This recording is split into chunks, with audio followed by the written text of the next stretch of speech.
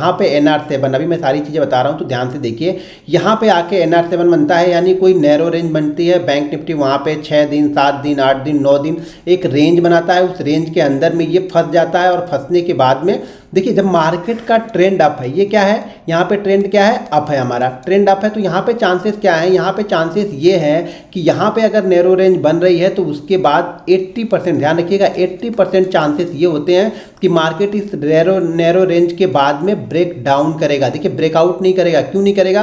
क्योंकि ऑलरेडी हम बहुत बड़ी मूवमेंट करके आ रहे हैं। मैं बार बार बोल रहा हूँ, ट्रेंड के साथ में बहुत बड़ा अगर ट्रेंड यहाँ पे चल रहा है, उसके बाद नैरो रेंज यहाँ पे बन रही है, NR7 यहाँ पे बन रहा है, तो most of the time 80% chances ये है कि मार्केट यहाँ पे इसका ब्रेक डाउन करेगा और बहुत तेजी से नीचे की साइड में आएगा। लेकिन हाँ, 20% चांसेस ये भी है कि ये ऊपर की साइड में जाएगा। तो मुझे 20% के लिए प्ले नहीं करना है, तो मैं 20% को भूल जाऊंगा। देखिए ये 10 में से 8 बार ये कंडीशन अप्लाई करेगा। 10 में से 8 बार क्या करेगा, ये अगर टॉप पे बना है तो ये नीचे की साइड में आएगा। 2 बार चांसेस ये है कि ये यहाँ से शायद थोड़ा सा ऊपर जाए और ऊपर जाने के बाद नीचे आए। लेकिन हमारी कंडीशन क्या है कि हम यहाँ पे मेरा व्यू क्या है कि जब ये नीचे की साइड में NR7 को ब्रेक करेगा तब मैं यहाँ पे बाइंग करूँगा। अगर ऊपर की साइड में ब्रेक करता है तो मैं न्यूट्रल बैठा रहूँगा। भाई मेरा व्यू यहाँ पे नहीं है। मैं अपने आप को गिल्टी नहीं फील करवाऊंगा कि यार मैं तो नीचे का सोच रहा था, मार्केट ऊपर का चला गया। मार्केट आपको सरप्राइज करेगा, कई बार करेगा, आपके सेटअप को कई बार फेल करेगा और आपको बोलेगा कि आप अपने सेटअप को फॉलो मत करो। देखिए यही मार्केट की कंडीशन है, यही मार्केट का नेचर है। मार्केट एक बार 2 बार फेल करेगा और फेल करने के बाद क्या करेगा, वो बोलेगा आपको कि आप अपने सेटअप को फॉलो मत करो, क्योंकि देखो आज आपका सेटअप फेल हो गया। लेकिन इसीलिए मैं बार बार बोलता हूं, जब तक आप 100 ट्रेड नहीं ले रहे हो ना, तब तक आप अपने सेटअप को समझ ही नहीं रहे हो, तब तक आप अपने आप को समझ ही नहीं रहे हो, तब तक आप मार्केट का कैरेक्टर समझ ही नहीं रहे हो। तो यहाँ पे 80% चांसेस क्या होते हैं कि मार्केट नीचे की साइड में इसको ब्रेक करता है। अब ये NR7 जो बनी है ना, NR7 जो बनी है, अब इसका हमें टारगेट कैसे दिखाना है और कैसे मैं चार्ट पे भी दिखाऊंगा चीज़ों को, कई सारी चीज़ें दिखाऊंगा। तो वीडियो को देखिए, ध्यानपूर्वक देखिए। वीडियो को शॉर्टकट में आप फॉरवर्ड रिवर्स कर करके देख रहे हैं ना, तो आप कुछ समझ नहीं पाएंगे, बहुत सारी चीज़ें आप लोग मिस कर देंगे।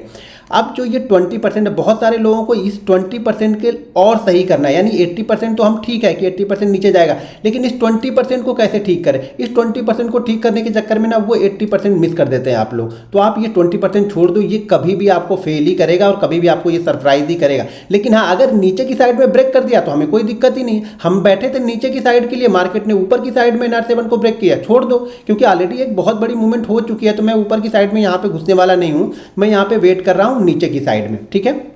अब यहाँ पे एक कंडीशन पहले आप लोग समझाता हूँ। अब देखिए मार्केट यहाँ पे क्या कर रहा है, मार्केट एक बहुत अच्छी मूवमेंट के साथ में चल रहा है, ठीक है। मार्केट एक बहुत अच्छे ट्रेंड के साथ में चल रहा है और यहाँ पे जाके इसने एक NR7 बनाया। NR7 देखिए, अभी छोटी छोटी कैंडल यहाँ पे बनी, 2 कैंडल बनी, यहाँ पे गैप डाउन हम ओपन हुए, फिर जाके हम यहाँ पे क्लोज करते हैं। उसके बाद देखिए फिर से ये छोटी छोटी कैंडलें यहाँ पे बनने लगी, यानी मार्केट एक दायरा बना लिया मार्केट ने। अब देखिए इतनी बड़ी मूवमेंट के बाद में आप बोलोगे यार ये दायरा 1500 पॉइंट का है, तो ठीक है 1500 पॉइंट है, लेकिन ये क्या कर रहा है, ये बहुत बड़े ट्रेंड के बाद ये दायरा बन रहा है। ध्यान से देखिए, बहुत बड़े ट्रेंड के बाद ये दायरा बन रहा है। तो अब ये दायरा कहाँ पे बन रहा है, टॉप पे बन रहा है। जैसा कि मैंने क्या बोला, अगर मार्केट का ट्रेंड अप है तो अगर टॉप पे बनता है तो 80% चांसेस इसके ये हैं कि NR7 यहाँ पे जो ब्रेक करेगा वो नीचे की साइड में यहाँ पे ब्रेक करेगा। टारगेट कैसा आप निकालेंगे, टारगेट निकालते हैं हम यहाँ से, जो ये रेंज बनी हुई है ना, इस रेंज का पहला टारगेट तो ये पकड़ के आपको चलना है कि जो रेंज बनी है वो मूवमेंट जो होगी वो बहुत क्विक होगी। यानी अगर ये 1500 पॉइंट की रेंज है तो ये 1500 पॉइंट की मूवमेंट ना आपको बहुत जल्दी मिलेगी, 1 से 2 दिन में, 3 दिन में ये 1500 पॉइंट की मूवमेंट मिलेगी।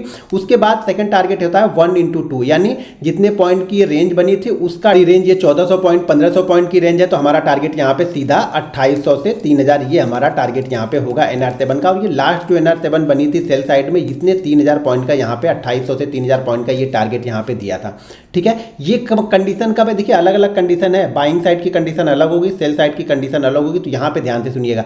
अब यहाँ पे जो मार्केट ने NR7 बनाया, ठीक है, अब इसका SL हम क्या रखते हैं ये ध्यान रखो। SL हमेशा जो ये ब्रेकडाउन जिस दिन ये कर रहा है ना, ये जिस दिन ब्रेकडाउन कर रहा है उस दिन के पहले जो लास्ट डे वाली कैंडल है ना, उसी का हाई हमारे पास यहाँ पे SL होगा। जो भी होगा ये 200 पॉइंट 300 पॉइंट 400 पॉइंट ये SL आपको रखना पड़ेगा अगर आप पोजिशनल लेके जाते हो तो। देखो इतना रिस्क तो लेना ही पड़ेगा, इतना रिस्क नहीं लोगे तो आपको बड़े टारगेट कभी नहीं मिलेंगे। आप ये सोच रहे हैं कि मैं 50 पॉइंट रिस्क लेके 500 पॉइंट बनूंगा, तो ये 10 में से 1 दिन या 2 दिन होगा। जबकि अगर आप ये सोच रहे हो कि 250 पॉइंट का रिस्क लेके मैं 700 पॉइंट के लिए खेल रहा हूँ, तो ये आपके 7 से 8 दिन होंगे। तो किसमें आपकी प्रोबेबिलिटी ज़्यादा है ना, वो आप समझिएगा। तो हमेशा NR7 को जो यूज़ करता हूँ यहाँ पे, ये हमारा SL होगा। अगर आप पोजिशनली ले रहे हो, अगर आप सेल साइड सेलर हो, मान लो ऑप्शन बायर हो तो भी ठीक है, ऑप्शन सेलर हो तो भी ठीक है। अगर आप ऑप्शन सेलर हो और डायरेक्शनल मूव प्ले कर रहे हो तो ये आपके लिए बहुत अच्छा है। ऑप्शन बायर हो तो भी हमारे लिए बहुत अच्छा है। लेकिन हमारे लिए ये जो SL होता है ना, ऑप्शन बायर के लिए ये SL थोड़ा सा डिफिकल्ट हो जाता है कि 200-250 पॉइंट का हम SL लेके चले।